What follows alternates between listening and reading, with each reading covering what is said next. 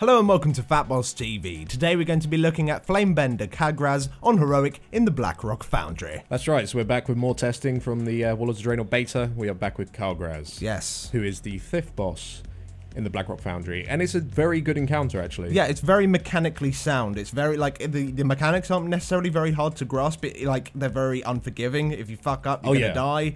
And yeah, it's not necessarily difficult, but it's very, very solid. I felt that this was one of the most solid bosses. If you compare it to all the other bosses so far, it feels most complete, definitely. Yes. Now, as you may have noticed, it isn't Kagraz on her own. She is also with a little friend, Atkanor Steelbringer, and this guy, he's a little bit redundant. Yeah, but like the reason that he's here, like Blackhand like recruited Kagraz to like make all the weapons for the Iron Horde and make them really overpowered with this amazing furnace, and she was just like, yeah, you're coming along as well. Yeah. And so he's there. But what he actually does in the fight, I guess we'll talk about him first, it's pretty much nothing. He has like no health whatsoever. We had like 30 players and he had like 10 mil health. Like it didn't take us long to take him down at all. And he only really has two mechanics. The first of which is like a frontal AoE cone that does do actually quite a large amount of AoE damage, like physical AoE damage. So you got to, of course, move from that cone or try and face it away if you are tanking him. And another ability he'll do is called Drop the Hammer. He'll jump to a random player, do AoE damage on them and knock them back, and anyone within 10 yards as well. So really, he's just really fucking irritating. Yeah, he's just annoying because of the leap. And yeah. You'll pretty much spread the entire time in this fight anyway, as you'll discover as we sort of talk about more mechanics in this fight. But this guy, really, you just sort of kill him on the pull. You just kill him as soon as you possibly can. There is actually an achievement, though, to keep him alive through the entire fight. So yeah. when this does hit live, you probably want to bring a third tank. Just tank him way outside the raid, and then you would probably get that achievement. Yeah. Which is pretty cool. I kind of like that idea. But moving on to Kagraz. So Kagraz has two main abilities that she'll be doing throughout the entire fight, and the first of which is Lava Slash. Now what she'll do is she'll place a lava line between herself and a random player that will deal quite a large amount of fire damage, but then this will spread to anyone within 7 yards. And then from them, it will spread to anyone within 7 yards, and then 7 yards. So if you're all stacked up, you'll pretty much all explode each other. It's like chain lightning, but with lava lines on the floor. Yeah, and it also has sort of like an overload mechanic where it can like bounce back and start doing damage back. So you will see people literally, as Alex found out, get one hit if you're stood too close. So the idea of this ability that you remain spread pretty much the entire fight, apart from at set points where she won't do it. Now, her other ability that she'll be doing throughout the entire fight is spawning these, like, fiery weapons. And these weapons literally just float about. They, like, kind of drift around the room very slowly. Yeah, they sort of pivot within, like, a certain Yeah, they seem a little bit weird. They eventually despawn, but what they do is just every, like, 3 seconds, they just, like, do an AoE around them that does, like, a bunch of fire damage. So, really, you just don't get hit by the weapons. Yeah, don't Move stand the from weapon. Very Easy simple. mechanic. Now, as the fight progresses, Kagraz starts getting more and more energy, and at certain energy, like milestones, she will do new abilities. At 25 energy, she'll do probably the most noticeable ability, which is Molten Torrent. This will create a meteor of molten lava that will impact after 6 seconds, doing a huge amount of damage. However, this damage is split between all targets within the land zone. Now, you can't avoid this land zone. It is literally just a debuff that is on a player, lasts for 6 seconds. After the 6 seconds, that player will blow up. Yeah, it's very similar to Inferno Strike on Protectors, the second boss of Siege of Orgrimmar. It's pretty much the exact same mechanic. So what you can do is that a lot of immunities work, so you can deterrence it, you can bubble it, you can ice block it. So there are a lot of opportunities to solo it. And if you are going to group up in order to soak it, like we had about 3 or 4 people would be fine, or maybe like 2 people with a very small damage reduction would be all right. And what's also nice is that she will well, we didn't ever see it, but she doesn't seem to do Lava Slash towards those players that are grouped up for Meteor Strike. It just, like, the timings, she doesn't seem to do Lava Slash at that time, so you don't need to worry about it initially, but you got to make sure, of course, you got to spread straight away back out. Very quickly, Yeah, because she might Lava Slash you and just kill you. And after this 25 energy point, she will continue to do this ability throughout the entire fight, providing she has more than 25 energy. At 50 energy, she'll do her main ability, well, the most important ability at least, which is Summon Cinder Wolves. Now, these wolves are 2 cute little doggies that jump out the furnace, you know, like as every puppy should do. It jumps out the furnace and then just starts going rampaging around, killing everyone, which is wonderful. So what the wolves will do is actually one of them will become empowered, and then one of them will stay kind of small and cute. When the empowered one will actually have an aggro table, and the tank can taunt and pick it up, and what this will do, he'll have a 50% damage increase on himself, he'll be melee hit in the tank, and he'll also do a giant frontal fire breath, which does do a fair amount of damage, but it also adds a debuff to anyone hit by that breath that makes it so they take a shit ton more damage from that breath. And the thing is, this breath seems to go way further than the animation shows, so you really got to make sure that you're facing it in the correct direction, away from anyone else, and just face it towards the wall. Now, while you got this big dog wailing on your tank and breathing on everyone, the small dog is fixating on a random target and kind of chasing them about. If it does actually reach the player, all it does is melee hit. There isn't actually kind of really that many bad things happen when it does reach a player.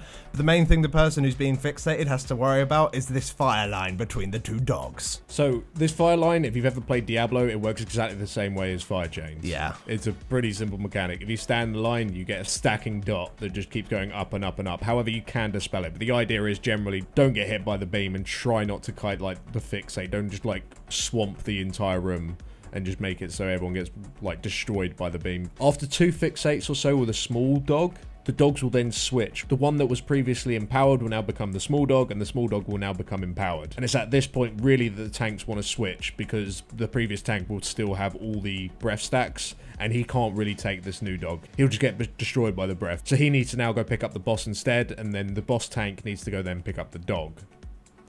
Now, really, throughout this whole time the dogs are up, you want to be killing them as soon as possible, because later on it interacts with a mechanic and it's fucking awful. So you got to get these dogs down as soon as possible. However, they have to die at the same time, because if one of them dies and the other one is still active, it will start rekindling, which will, after like a 10-second cast or so, it will bring it back to life with 50% health. So yeah, they have to die at the same time. Yeah, they need to die within like 10 seconds of each other, maximum. So, but yeah, that's pretty much all the dogs do. You just need to make sure that you kite them about, that the tanks make sure that the breath only goes on them, and that they swap when it's starting to get really, really horrible, and try not to tank the boss at the same time as well, because that could be a little bit nasty. And of course, while these dogs are up, you're still having to deal with the other mechanics, which can make the whole thing seem a little bit messy. You still have to deal with the Molten Torrent Meteor, you still need to deal with the Lava Slash, and you still need to deal with these blades that spawn that do AoE damage within 5 yards around them. So you need to make sure that you avoid them as well. But there's one more thing you have to avoid, Lawrence, because it wouldn't be a proper fight without it. At 75 energy, the boss will gain a new ability called Blazing Radiance. Now, this will just put a debuff on a target that makes it so they will do ticking AoE damage to everyone around them within 10 yards. Move away from everyone. Yeah, and it does hit pretty hard. So this player needs to just literally just leave the entire group. However, it is hitting you still, so you've got to stay in range of healers and stuff like that. But yeah, just move away from that. Now, at 100 energy, the boss will cast Firestorm, and it's at this point that the dogs interact with this ability, and essentially they're still up. You just wipe. You just flat out wipe, unless you use every single raid cooldown you have. What this ability will do was 20k fire damage to all enemies every half second for 12 seconds. However, every wolf that's active will also do this damage. Yeah. So if both wolves are up and she's up, that's 60k fire damage every half second for 12 seconds on every player in the room, and it's completely unavoidable. The only thing that you can use is damage reductions or massive healing cooldowns like Healing Tide Totem or Tranquility. So it's at this point that she'll no longer do her other abilities. They still might be active though, so you still might see the blades moving about or whatever, but she won't do any other abilities because she's just casting her Firestorm. So at this point you want everyone in the raid to group up and just AoE heal and hope that the dogs are dead. Yeah, if the dogs aren't dead at this point, then it's just a wipe. GG. So you really, the way that your like DPS work in this fight is that, yeah, kill the boss, oh, the dogs are up, kill the dogs, dogs are dead, go on the boss. Like, the dogs are #1 priority, because not only are they irritating because they're chasing everyone around and stuff, but this whole Firestorm interaction just makes them so deadly that if they don't die, then they're horrible. But luckily, they seem to be scaled just about right, that when we did manage to kill them, the Firestorm was just about to start. Yeah. And we weren't even, like, we only had 3 Frost Mages, so we weren't exactly like cheesing it. So, like, it seemed just about right. It seemed to be scaled actually pretty goddamn well. So, that's something that's very good. So, yeah, it's nothing really too difficult to handle. And the last ability on a sheet of many abilities is that after she has finished the Firestorm, she gets a 50-second buff that makes it so all of her melee hits by a stacking fire damage dot that lasts for about 8 seconds or so, and of course it just stacks and goes up and up and up. Tanks want to swap around 8 or 9 on this. It doesn't hit that hard. Our tank reached, I think, 20 stacks at some point, and it was ticking pretty fucking hard at that point. Wouldn't really advise going that high, but he survived. He was fine.